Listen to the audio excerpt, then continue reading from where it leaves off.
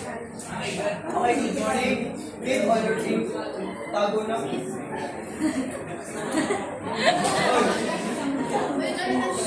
Okay, good morning. Good morning. Ang tago na ito sa inyong mga ginagawa. Dahil mag-focus muna dito sa ating report. Sa ating reporting. Ako po agad. Itagaw.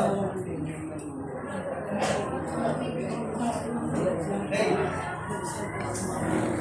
Before proceed the topic of Ispumato, and tatanungin ko muna kayo kung ano yung painting na ginagawa nyo. Pag gumagawa kayo ng painting, ano yung nagiging inspiration?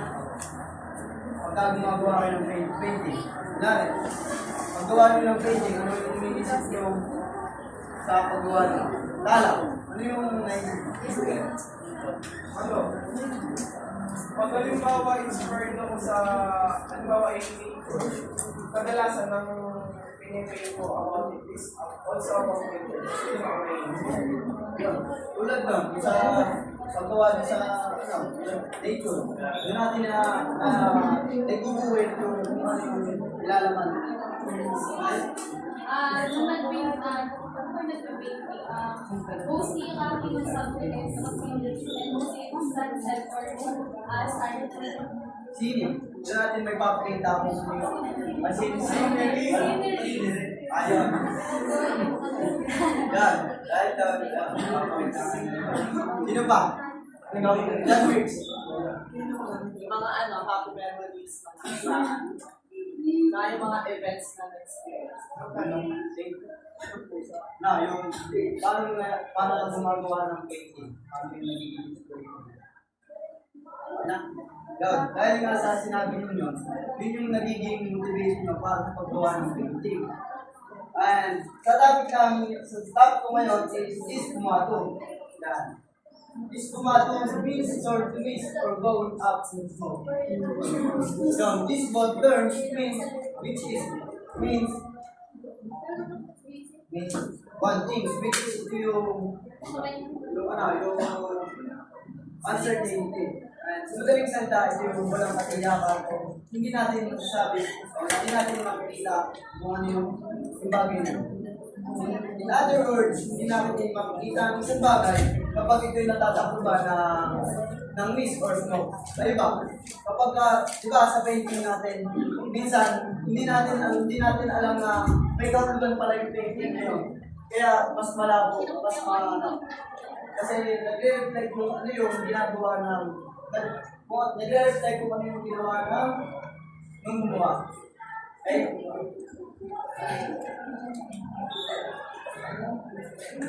Leonardo is introducing the attention of opposite. Yan. The emphasize of the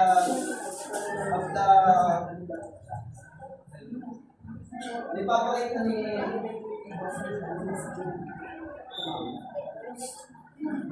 emphasize of these kinds of painting, of the attention of painting, like the Virgin of the Rock and Mona Lisa. Ano yung painting na ginawa niya ni Leonardo? Mona Lisa. Sino to? Mona Lisa. Mona Lisa and the Virgin of the Rock. Yan yung ginawa ni Leonardo. Yan mo nga.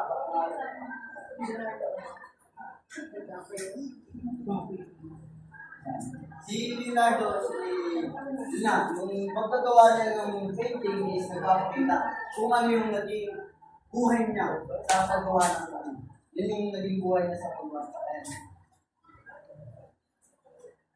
Leonardo emphasized his life on hindi nga sinabi sa inyo na paggawa nga ng painting ni Leonardo is nagpapakita sa kanyang buhay.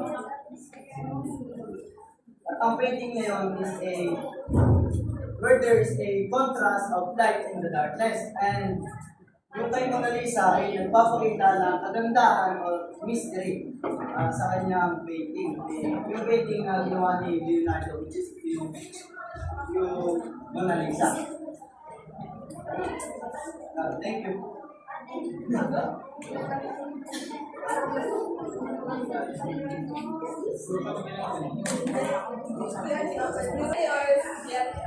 Please read this page.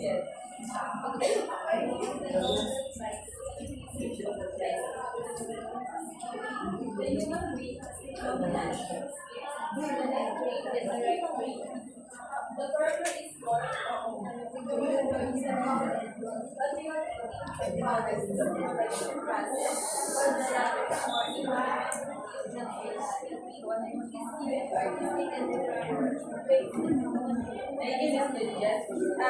if there's anything that Professor Suarez is telling us about today's system of education, it is from that most school most offer the great grades like major in science and engineering. Like na-abundance yung mga mahilig sa arts na parang binabalwala ng ibang school, parang gano'n.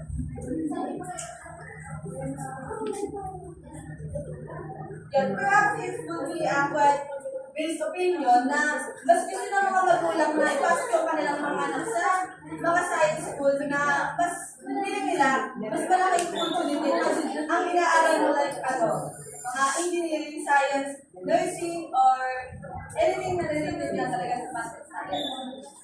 And Miss Darren is ready. So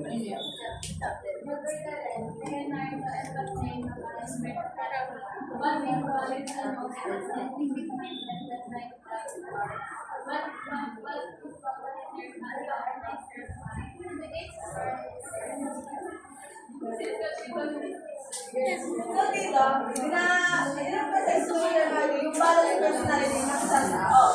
Like if kung ano man yung right brain man ka or left brain or dapat may like pinapahalagan binibigay ng opportunity na like Good morning. For the continuation of our discussion, the next topic is all about formula. Formula means the contributions of grace, physical fitness, and balancing the diet. Miss Malaluan. When we mention the word genius, what comes to our mind is an image of a man wearing thick glasses. His hair and clad swaying almost like a plant that is blown by the wind, and where his clean body plate serves as a platform. This guy Salman looks out of his spirit, not because he was quarreling, but because his friends most of his time reading books. If there are individuals like my friends who have some fun outside, my compliments turn them down and say everyone is get along, maybe some other time. So from the word his clean body can serve as the blood flow.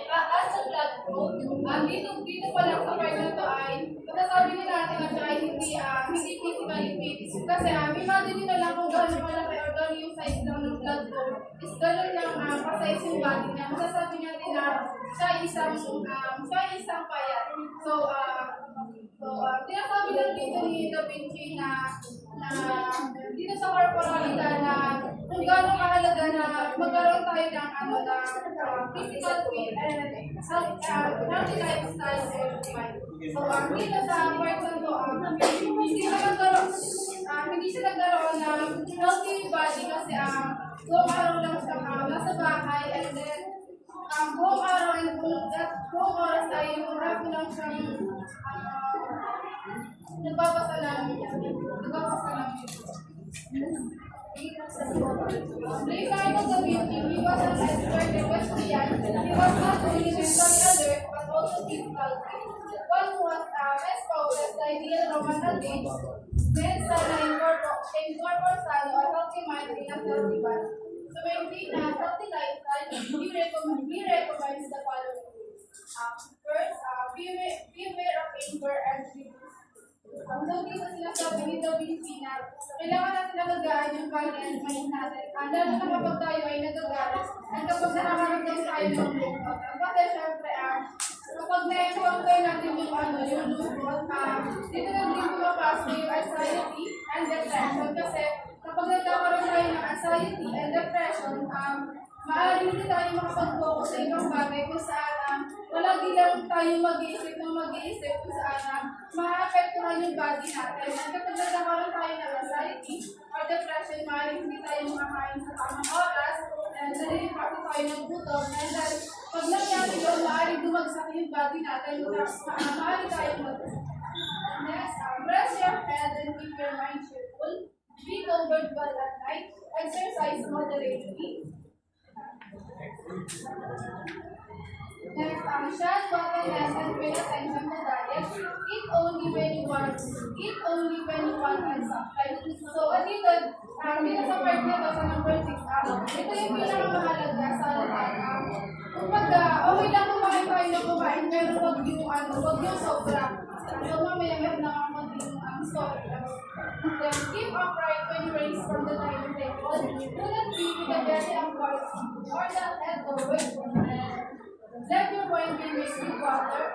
Drink a little at time, not between an stomach. Eat simple like when you are in food. Do well and go to the toilet regularly. For the summary, Leonardo da Vinci believes that the body and mind are very connected. He believes that we can all gain from challenging ourselves to utilize parts of the body that we have in our and we also believe that our body needs to be worked on as well. He believes that there are connections between the effectiveness of our mind and the development of bodily awareness. We can cultivate our creativity as well as our physical abilities. So, sinasabi lang dito sa corporalita na kailangan talaga na connected yung ating body sa ating mind. So, ito yung mga part na sinasabi ni Leonardo da Vinci na ito yung mga ways na kailangan natin gawin para magkaroon tayo ng healthy mind and healthy. So, ang kayo ba, nasasabi niyo ba na kayo ay meron kayong healthy mind and healthy body? Yes. So, Mr. Patas, bakit? But I don't take this as negative feedback in order for me to grow and to explore something. I don't have a healthy mind because of school works, and when it comes to body naman, I don't categorize myself as a healthy body because I experience some of the slight diseases or yung slight na lumaki, and that's all. Thank you. So, meron lang ako konting story para maging aware na rin kayo. Nandito na din naman tayo sa physical feeling para maging healthy tayo. So, kasi way back 2022, nandiyan din ako dati, nasabi ko din na na-healthy ako kasi wala akong nararamdaman, which is mali kasi yung sakit, bigla-bigla na lang yan dumadating. Kasi ganun din ako dati. May back 2022, parang yung, kasi payat lang ako dati, yung sa media, ganun lang yung body ko dati. Wala ko nararamdaman. Then one time, bigla na lang sumakit yung right part ng tummy ko. Kasi nung akala ko lang dati ay parang normal lang sa lapay ng chart o ng tummy, which is hindi.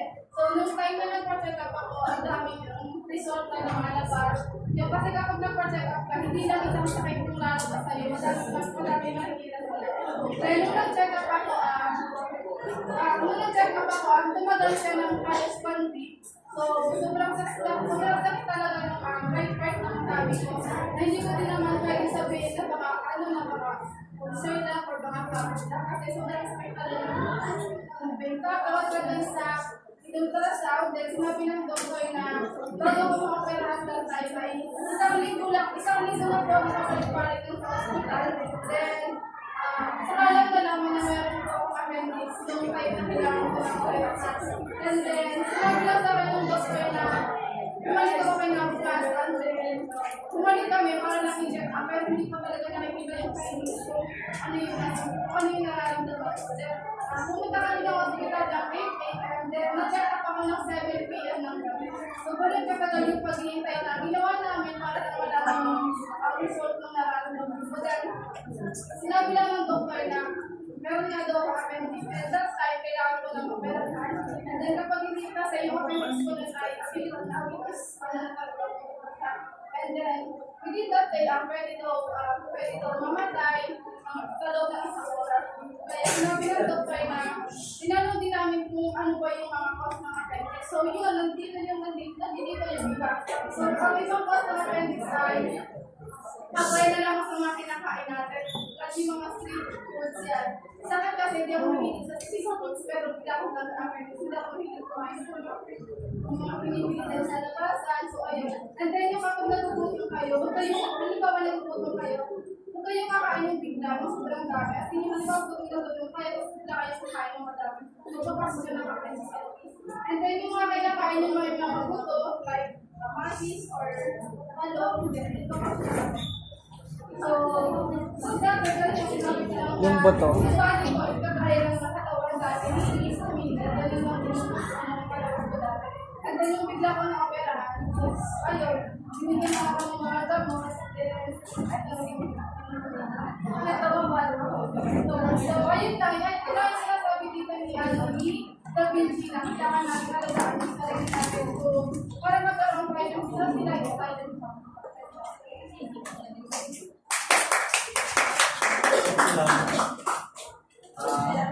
Ito naman, regarding the basic concept of consensual representative appreciation for the internet of all things you want, able to see and use the larger picture to his advantage, recognizing and appreciating the interdependent strengths of all things and phenomena refers to three principles of connection about learning how everything in life and nature is connected in some way. Idea is valuable for creativity, and quickly learning subject or students of visual of environment. Ito, sabi niya na lahat ng mga bagay dito ay magkakonekta. Right? Magkakonekta. Magkakonekta ng lahat ng bagay na nagamit niya at naging idea nito, naging idea na yung pagkakonekta sunod na kapatuan sa lahat na images para sa kanya, para sa kanyang mga words. Yung pinapalagay dito, magkakalit na ng bawat bagay.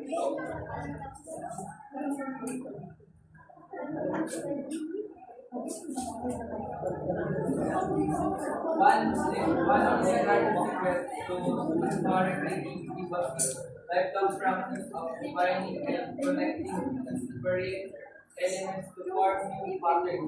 We would gather an assortment of creatures into his bedroom and borrow from their features to sketch terrifying monsters. These are crafted for